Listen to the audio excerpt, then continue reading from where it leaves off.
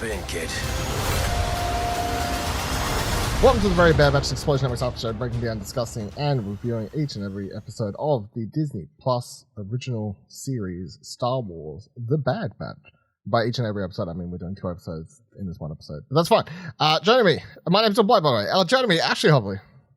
Hey Dylan, excited to be here with, mining. Well, some people are, Yep. So, welcome to Oliver Twist, Star Wars edition. we're talking about the episode Truth and Consequences and what's that one called? The Crossing. Brad Rao. No. Oh no, Steward. It's The Lee. Crossing and Retrieval. Oh yeah, right. I did it wrong. Sorry. Yeah. The Crossing and Retrieval. I went backwards. So these episodes are 2-parter. So when I watched last week's episode, and we had a lot going on, sort of reached a point where I was like, let's just wait until next week. And amongst everything else going on this week, let's just wait until next week and just do the full arc in one episode. So here we are. The first episode, The Crossing, Nathaniel Villanueva directed, written by Jennifer Corbett. Second episode, Retrieval, Steward Lee directed, written by Jennifer Corbett again. Synopsis for the first episode was the team tackle a risky mission on a hostile world, and the second episode, Retrieval, synopsis was attempting to recover a lost asset. The Batch must learn to trust a thief. The overall synopsis for most episodes is the Batch are doing the worst jobs they are down to doing, I guess, for Sid. For some reason they're now mining, which seems way sort of beyond their, or under their skill level, I guess, is a good way to put it, under their particular skills. They're overqualified for this. Very overqualified for such a job. They show up on this planet, they're trying to do this mining, their ship gets stolen, they get stranded in the first episode. Second episode, they discover, Omega tracks down their little robot, and they get to find the ship, and then they get entangled in this sort of gangster running a bunch of Oliver Twist type shit where he's like ripping off the kids and whatever, get them to do work. Ash, what do you make of these 2 episodes? I mean, they were solid. I mean, they were I would say they're kind of heavy-handed, I guess, especially the second episode, which is obviously a little bit more fresh in my mind, where, he's just straight up eating so much food while just giving all his workers like scraps and that kind of stuff. But yeah, I mean, it was a solid couple of episodes. I guess the first episode was kind of interesting in that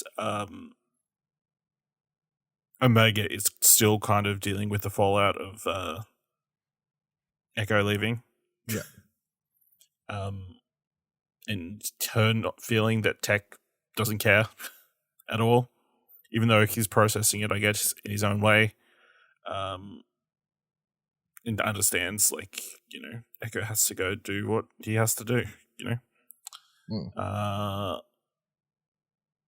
yeah, I guess it was kind of interesting, a whole aspect. Has Epsium ever been brought up in Star Wars before that you can think of? Not that I can think of, no.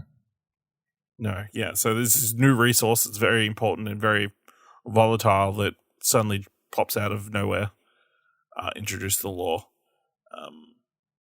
It's weird. It also, the first episode also had a Lion King moment. The giant stampede coming down. Oh, right. Yeah, that's right. A valley. But instead of hanging up or falling, Wrecker's just chucked down there because it's like, you gotta save we'll all die. Yep. Yeah.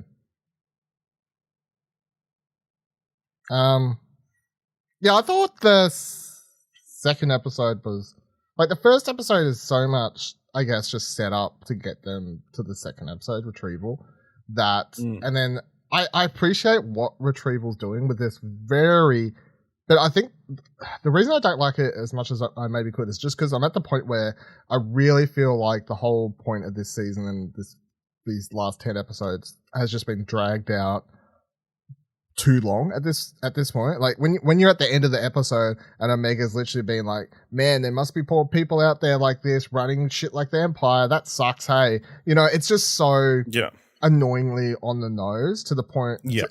Especially when I'm sitting there watching it going, I get it. The whole point of this season is just to be like, hey, the Bad Batch, or I guess primarily at least Omega, is going to like end the season and be like, no, we got to fight for what's right. And, eye-opening to see what the galaxy is really like out, that there's more, messed up stuff happening out there outside of just the Empire and what the Empire touches. Like, I get it.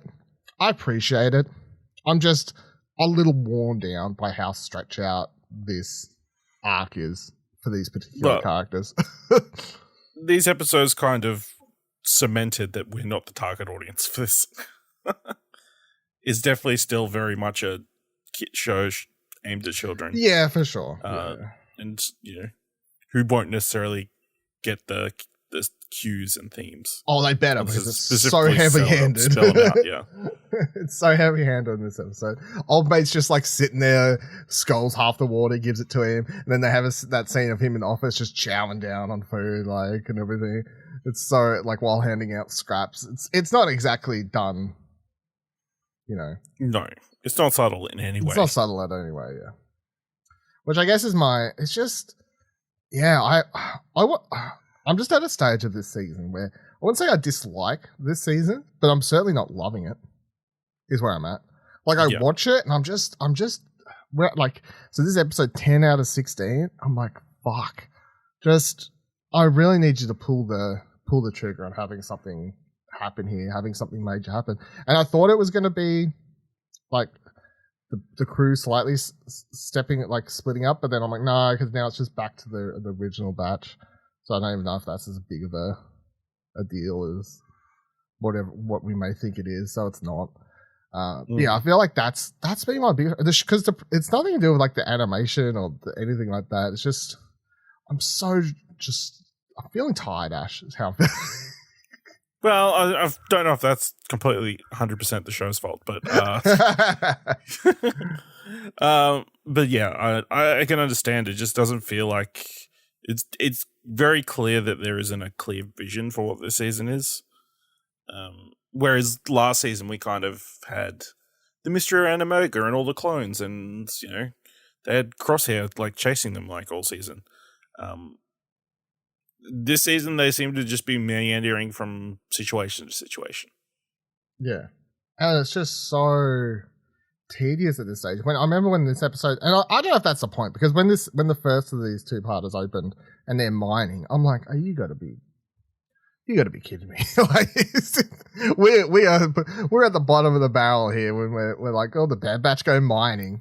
We're out of things for them to do. Yeah. I'm like, is that the point? Am I supposed to be feeling this way? Is this a metagame thing? Yeah. Am I getting played? It's sort of annoying. And even more frustrating is I really love Omega as a character. I just wish I could just get like so much more out of this character. So much more. There's like, this character's just primed for a really interesting show.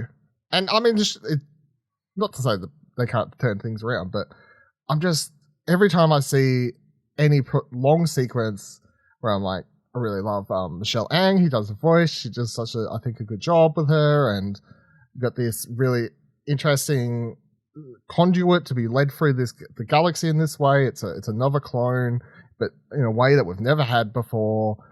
It's the closest to a Boba Fett sort of thing that we've never had that. Like, clones are just, they age, they die, that sort of thing. They're all based on Django. It's like there's just so much interesting there, and it's so much untapped potential. I'm beginning to get really annoyed with it.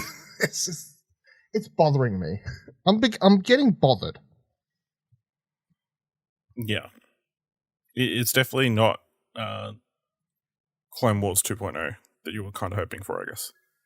Yeah, and it's bad because so annoying, because I can't even say it's anything to do with Filoni, because I can't be like, oh, everything Filoni touches, like if he was like running the show fully and not just like a co-creator or whatever and then disappeared off to do the Mandalorian, I can't even be like, oh, it's these other people's fault, because Filoni's over there doing the Mandalorian and whatever else, and I have problems with that show. So it's it's not a like Filoni X factor. It's just there's just something missing for this show, or it's just way too drawn out. That's where I'm at. I'm sort of going off the deep end, but we have 6 episodes left, and as soon as I realized we're like well over halfway.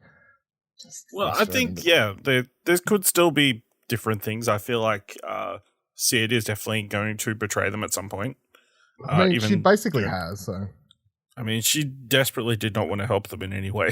Yeah, she's like, I can't be bothered, even after everything they did. And you kind of see that coming because after everything they did to help her in the Too Fast, Too Furious episode.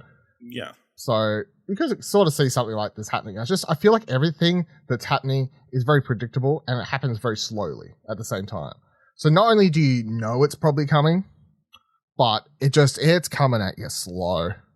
Which again, maybe it's it's a kid's show and all these sort of things. So I don't know. Just because I got on a side tangent. What would you? How would you reckon they could turn it around in the last 6 episodes here? Bring Crosshair back. Yeah, it's been a while. Give us a real enemy or threat for the Bad Batch to have to overcome. Yeah, not rocks.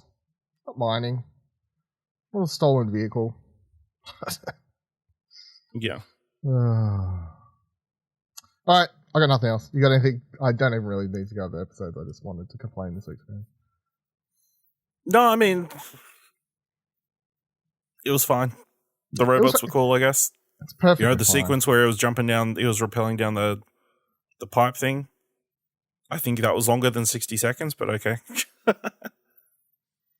You know what I mean? Mission Impossible. Yeah. All right. Yeah. Thank you for joining us for another episode of the Very Bad Batch. Please subscribe to Holocron Entries for all of our great Star Wars content where I may or may not talk about if I liked or disliked the episodes.